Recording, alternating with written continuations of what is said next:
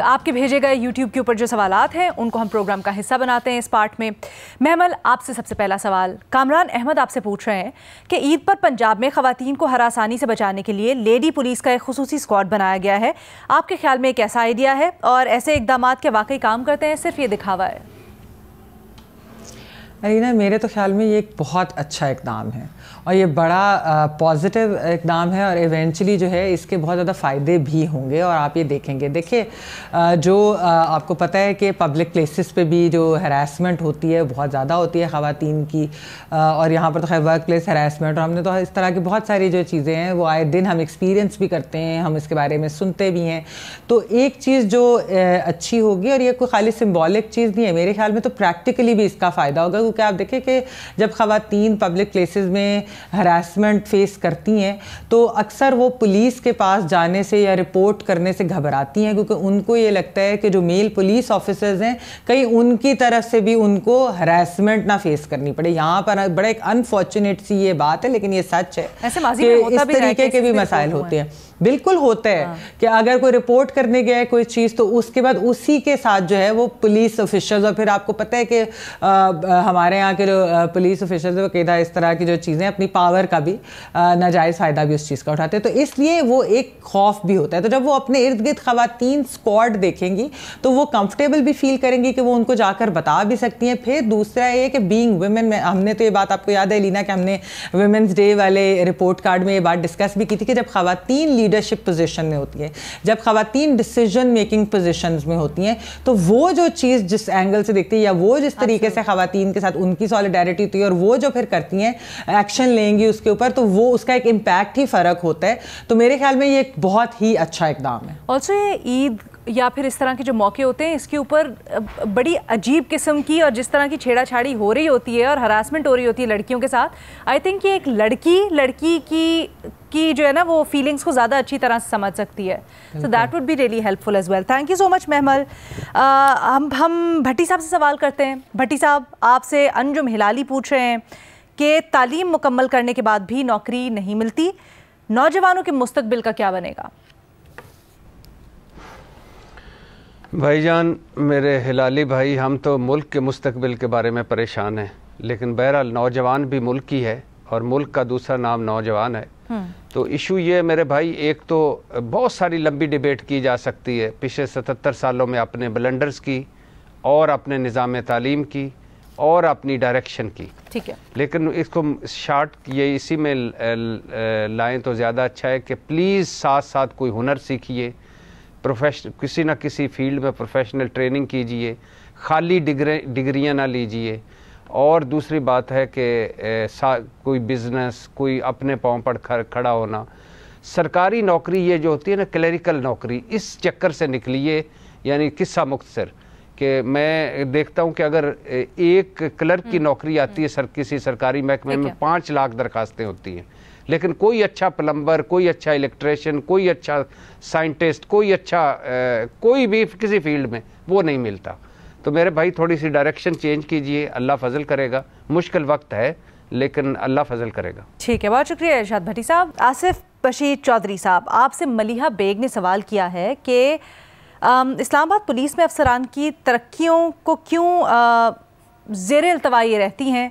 22 SPs की तरक्की का मामला इस्लामाबाद हाई कोर्ट में भी ज़ेर समाअत है। IG इस्लामाबाद पुलिस तरक्की देने से क्यों गुरेजा हैं? अच्छा, पुलिस में ना 2 कैडर्स के लोग होते हैं। एक तो जो PSPs होते हैं जो CSS करके आते हैं, और दूसरे वो लोग होते हैं जो प्रमोशन लेके आते हैं, वो उनको कहा जाता है एक्स कैडर। अच्छा, शुरू से ही पुलिस में पता नहीं क्यों एक्स कैडर के लोगों को प्रमोट करने से ना PSPs को थोड़ी दिक्कत होती है, परेशानी होती है। और बारहा ये मामलात अदालतों में जाने के बाद अदालतों ने तय किया है कि जो कोटा होगा वो 40-60 का होगा, एक्स कैडर 40 होगा और PSP 60 होंगे। लेकिन अब अलमिया ये है कि इस्लामाबाद पुलिस की अगर हम बात करें तो यहाँ पे सिर्फ SP की पोस्टों की हम बात करें तो 38 पोस्टें हैं, और सिर्फ जो है निस्फ दर्जन अफसर उन पोस्टों पे काम कर रहे हैं, और एक SP के पास 6 चार्ज हैं। ठीक है, सिर्फ क्या है कि आप नीचे से लोगों को तरक्की नहीं दे रहे। इस वक्त जो 22 लोग हाई कोर्ट गए हैं, आज 23 मार्च को उनकी DPC होनी थी अदालत के हुक्म पे, लेकिन IG अली नासिर रिजवी साहब जो हैं उन्होंने एक बार फिर कहा कि हमारी अभी इस पे DPC के लिए वर्किंग पूरी नहीं है, तो उन्होंने जो है वो DPC कैंसिल कर दी। उसका नतीजा क्या हुआ? कि काफी सारे अफसर पहले भी रिटायर हो चुके हैं। शम्स अजहर साहब हो चुके, हाकिम खान अगले महीने हो जाएंगे, मई में इम्तियाज शाह हो जाएंगे, हसन रजा, सजाद बुखारी भी अगले 3 माह में हो जाएंगे। अब ये लोग 40-40 साल सर्व कर चुके हैं और ये डिजर्व करते हैं कि रिटायरमेंट से पहले इनका जो ड्यू इनका ग्रेड है वो इनको दिया जाए। लेकिन ये जो पुलिस की हायरार्की है, पता नहीं इनके सीने में दिल नहीं है या ये क्यों इतने उनके खिलाफ हैं या उनके बच्चों के खिलाफ है। अब तो वो रिटायर होने वाले हैं बेचारे। तो ये अब फिर एक मरतबा अदालती हुक्म की भी खिलाफ वर्जी की गई है और इसमें सेक्रेटरी दाखिला की भी जिम्मेदारी है, जिन्होंने जिनकी मिनिस्ट्री ने कमिट किया था हाई कोर्ट में, लेकिन अब वो डीपीसी नहीं हो रही और अल्टीमेटली इंडिविजुअल इसमें विक्टिम होंगे और इससे पुलिस की सारी वर्किंग जो है मुतासिर होती है। जाहिर है एक बंदा एसपी बनेगा तो उसकी जगह कुछ डीएसपीज भी आएंगे, कुछ इंस्पेक्टर भी प्रमोट होंगे। वजह तो क्या आपको, अगर मुख्तसरन आप कर सके, वजह क्या आपको लग रही है इसकी, कुछ स्पेसिफिक? वजह एक हमारे यहाँ अजीब एक ज़हनी वो है कि रैंकर जो अफसर होता है, जो शोल्डर प्रमोशन लेके आता है, उसको अपनी तरह का पीएसपीज जो है ना अपनी तरह काबिल नहीं मानते और ये एक ज़हनी, हालांकि हमने देखा है कि वो ज्यादा एक्सपीरियंस, ज्यादा प्रैक्टिकल अप्रोच के साथ वो लोग होते हैं, लेकिन ये जो ज़हनी एक मामला है इसकी वजह से फैमिलीज और दर्जनों अफसर जो हैं वो सफर करते हैं। ठीक है, बहुत शुक्रिया आसिफ रशीद चौधरी साहब। अब हम मज़हर अब्बास साहब से सवाल करेंगे जो कि हमजा लतीफ़ ने भेजा है। मज़हर साहब, आपसे सवाल किया जा रहा है कि कराची में ट्रैफिक डंपर्स के नीचे आकर आए रोज़ मोटरसाइकिल सवार जान से जा रहे हैं, असल मसला है क्या और मुतल्लिका इदारे और हुकूमत इसको रोकने में नाकाम क्यों है?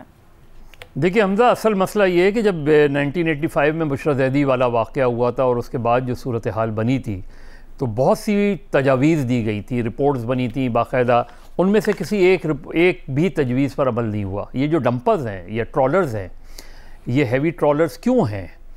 इसलिए कि आपने ट्रेन से जो कार्गो का सिस्टम है वो ही ख़त्म कर दिया। उसकी वजह से ये चाहे एनएलसी के ट्रॉलर्स हों या दूसरे डंपर्स हों, इनकी एक लाइन लग गई, हज़ारों की तादाद में आ गए। जब हज़ारों की तादाद में आएंगे और एक दूसरे से सबकत ले जाने में रेस करेंगे तो उसका नतीजा क्या निकलेगा?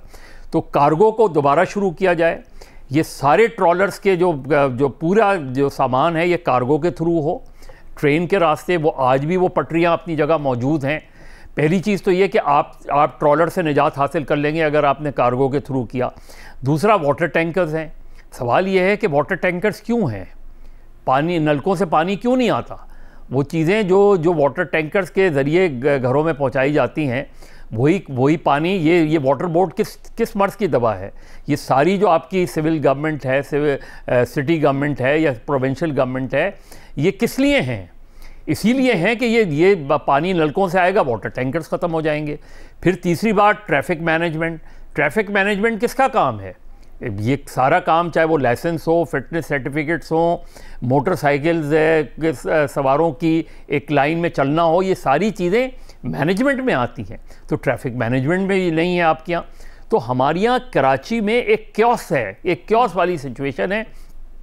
बरसा बरस से आप वो लाइनें उठा लें कि जी रात के वक्त नहीं आएंगे, 11 बजे के बाद, 11 बजे से पहले नहीं आएंगे, लेकिन ये सब चीज़ें उड़ जाती हैं। किसी की जेब 500। इसकी जो जड़ है वो ट्रैफिक सेफ्टी और इन चीज़ों की ज़्यादा अगर रेगुलेशन हो तो वो नहीं है, क्योंकि देखिए कार्गो अगर कहीं से भी आएगा, सी से आता है, ट्रेन से आता है, उसने लोकली तो ट्रांसपोर्ट होना ही है ना इनके थ्रू, ट्रॉलर्स के थ्रू। अब वो ट्रॉलर चला किस तरह रहे हैं, वो गलत चला रहे हैं, उसके ऊपर भी तो चेक एंड बैलेंस नहीं रखा जा, नशे में चला रहे हैं वो। लेकिन जो ट्रॉलर्स अप कंट्री जाते हैं, देखिए ना, आप पूरी हाईवेज पर जाते हैं ना, ये ट्रॉलर्स अप कंट्री जाते हैं, सिर्फ उधर ही का मसला नहीं होता, ये आपके हाईवेज पे भी हादसा होते हैं।